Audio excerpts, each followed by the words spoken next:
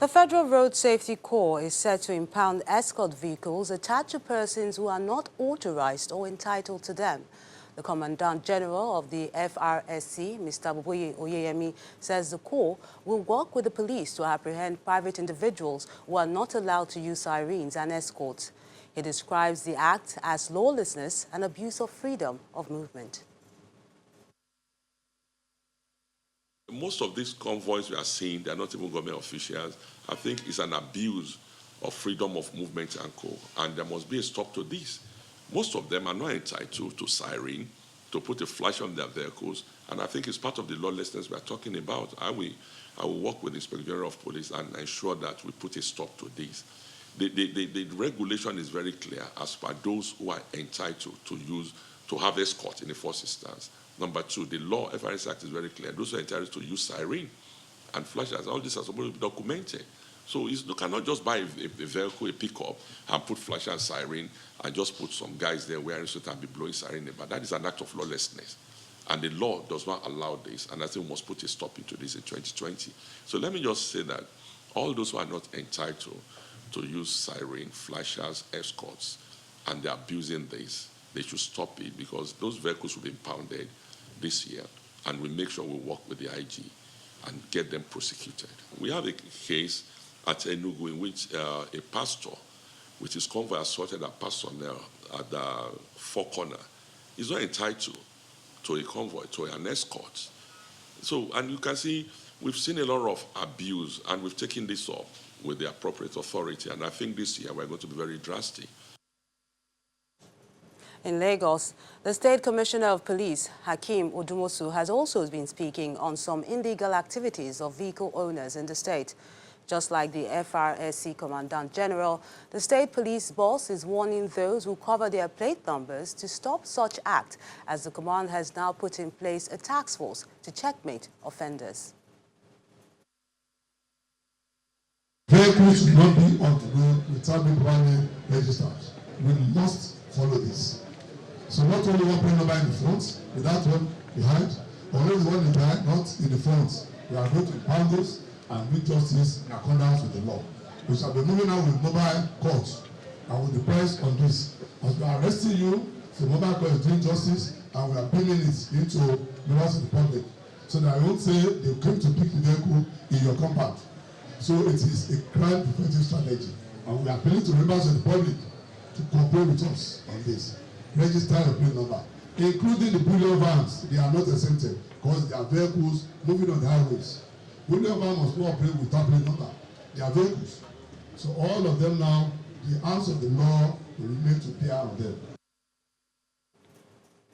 More than 250,000 Nigerians have benefited from the United States Agency for International Development Intervention for people living with HIV in the country.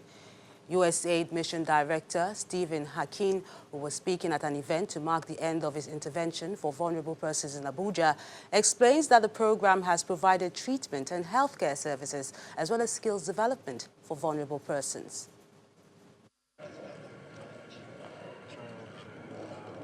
In Nigeria, 17.5 million children are orphans or vulnerable children. 2.5 million of these are children whose parents died of AIDS. Although it is customary for extended family and community members to care for orphans and vulnerable children, the capacity and resources of these individuals and households have been overstretched by the growing number of vulnerable persons and the complexity of their needs. 5 years ago, the United States Agency for International Development, USAID, adopted a program for vulnerable persons, and it appears that this intervention is yielding results. Because of the help of this Looping 3, I was able to also be in school, and they also empower me in engine oil selling. I'm selling the engine oil, and the interest in it, I was paid a job to the hospital, GH oil, to collect my drugs. I bought 500 naira per seed. 3 weeks, before 3 months, I sold them at the age of rate of 4,000. Before a month, I made double of what I put into it. funded under this activity. The mission director for USAID explains how the intervention is assisting vulnerable persons. Implemented by the Health Initiatives for Safety and Stability in Africa, LOPIN 3 has provided more than 184,000 vulnerable children and their households with protection, care, and support services since 2014. It also provided critically needed assistance to 48,000 of these vulnerable children's caregivers. These services included education, healthcare services, nutrition and food security, psychosocial support, household economic strengthening, and legal protection. The activity helped these populations obtain equitable access to quality health services and helped community health systems become more responsive to their needs.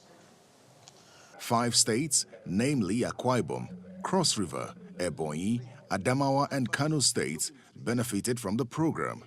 Hopefully, this will help beneficiaries live healthy lives and help them contribute their quota to national development.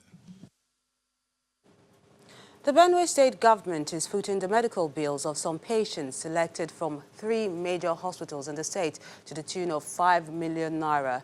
A 1-year-old who has been receiving treatment at the Benue State University Teaching Hospital for a heart-related ailment has been referred to a hospital abroad for open heart surgery. Governor Samuel Otom, who visited the patients, says it's important that the government reaches out to those in need. Governor Samuel Otom arrives at the Benue State University Teaching Hospital to show empathy to these patients who have been on sick beds throughout the festive period.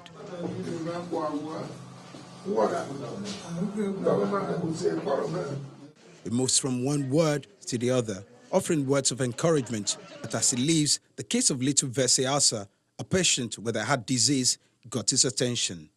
The governor clears the bill of 3.6 million naira and directs that Asa be taken abroad for surgery. At the end of treatment, those who may not be able to cope with the funding challenge, we are still going to attend to them. And there are also very special cases of referrals to higher hospitals, even hospitals abroad, like the case of an infant with a heart disease. We have decided to take over.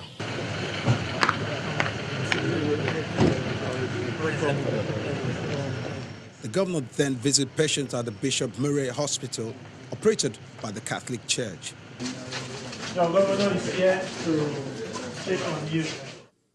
One of the beneficiaries whose daughter has been on admission says the move is a positive government reaction to the need of the people. Our governor has been putting the bill for us is a thing of joy, seriously. It's a thing of joy. The medical coordinator of Makurdi Catholic Diocese speaks on the importance of government intervention. In this year, we had a very, very pathetic case. A case whereby a pregnant woman was bitten by a very deadly snake. Within hours, she was bleeding and she bled. And immediately she reached the hospital, she got a miscarriage. By God's grace, the woman is walking alive today.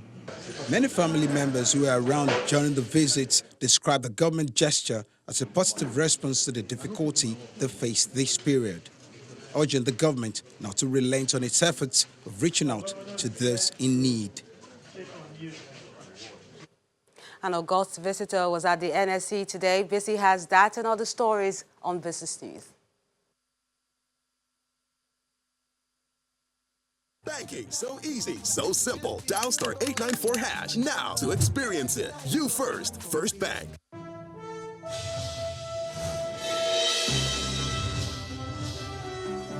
Good evening and welcome to Business News.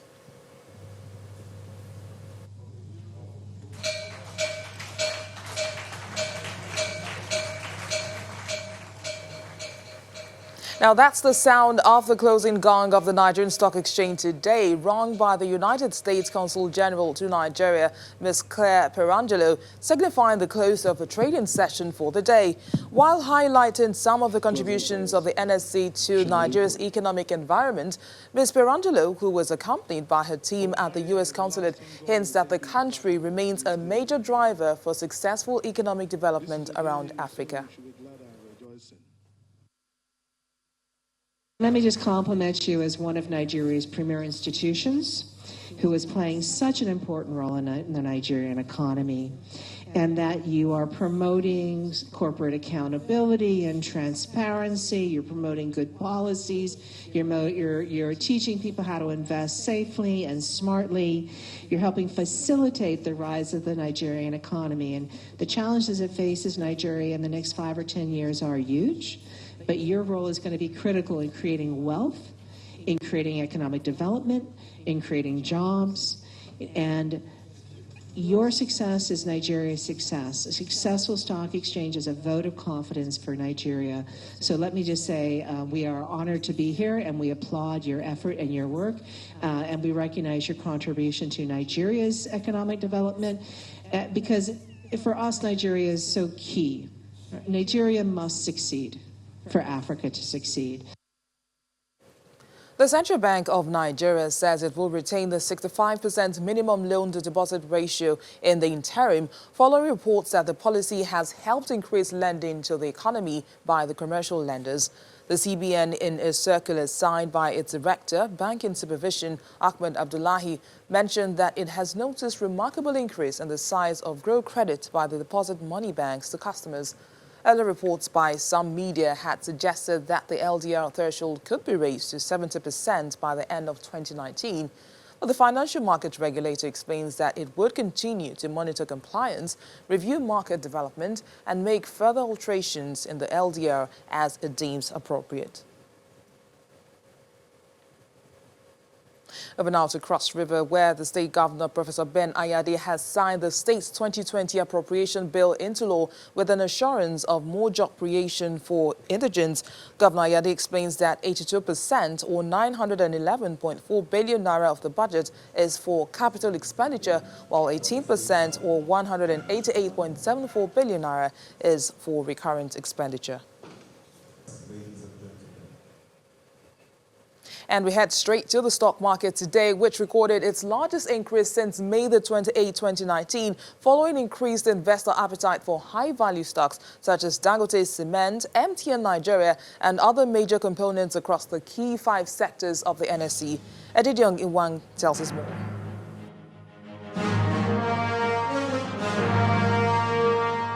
Hello and welcome to the Stock Market Report. Nigerian stocks seem to be on steroid as the local equities market continues its bullish run, which began since the beginning of the new year. The all-share index ended midweek session positive by a whopping 3.54% and hitting the 28,000 level. Now, today's gains were largely driven by the 14 naira increase in the share price of industrial goods giant Dangote Cement, as investors take position on the announcement of the company's plans to buy back 10% of its shares. Now, this led to the 6.07% increase on the industrial goods counter. Now, all the sectors we track posted gains today, but the banking index was another strong performer with a 3.87% gain. Just like in the last 2 trading sessions, UBA maintained its position as the most traded stock for the day, with over 156 million of its shares traded. Overall volume, value, and deals traded today were higher compared with Tuesday's session, as 741.8 million shares worth over 9 billion naira changed hands in 7,600 transactions. FBN Holding is the highest gainer for the day by 10%, while Triple G lost the most by 9.38%. Well, that's a summary of midweek trading at the Nigerian Stock Exchange. I'm Edidiong Iwang.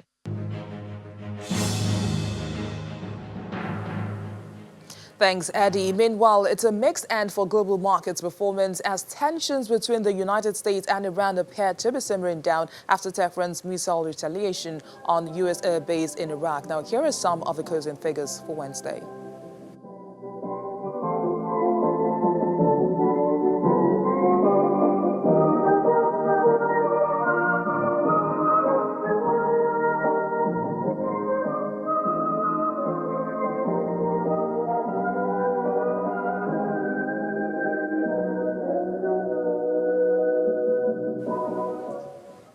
And that's it on Business News. Many thanks for watching. I am BC Adebayo.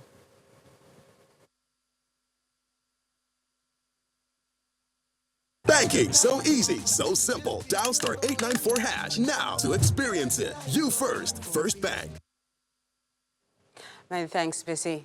Still ahead on the news at 10, U.S. President Donald Trump threatens fresh sanctions against Iran as he breaks silence on the country's reprisal following the killing of Iranian Army General Qasem Soleimani. And more from our London bureau in Around the World in 5. That's on the international scene. Stay with us.